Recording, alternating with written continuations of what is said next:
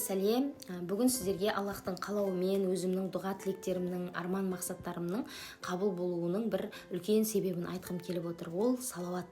Салауат дегенде жай ғана салауат емес, қазіргі таңда естіп те біліп те жүрген шығарсыздар, көріп те жатқан шығарсыздар. Ан-нарият деген салауат.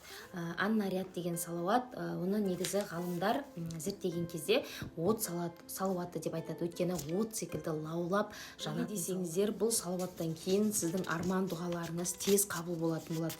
Себебі мен өзім күніне бір рет осы салауатты айту арқылы өзімнің арман мақсаттарыма, дұғаларыма, тілектеріме тез жетіп жатырмын. И сол орындалып жатқан арман мақсатыма өзім куә болып жатқаннан кейін сіздермен де бөлісейін деп шештім.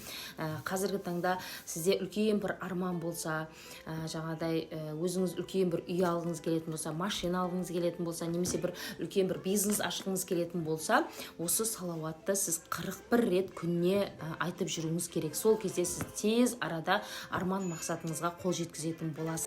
Бұл салауатты айту арқылы сіз Мұхаммед пайғамбарға салауат айтасыз.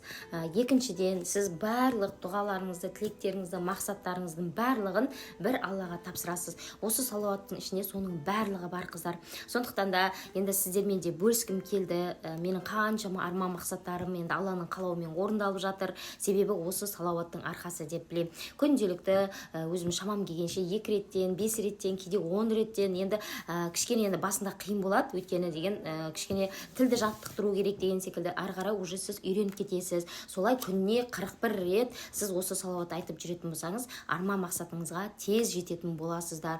Міндетті түрде осы салауатты айтып жүріңіздер. Осы салауатты айтатын болсаңыздар, және де Алланың 99 есімін айтып жүретін болсаңыздар, сіздердің армандарыңыз Алланың қалауымен тез арада орындалатын болады.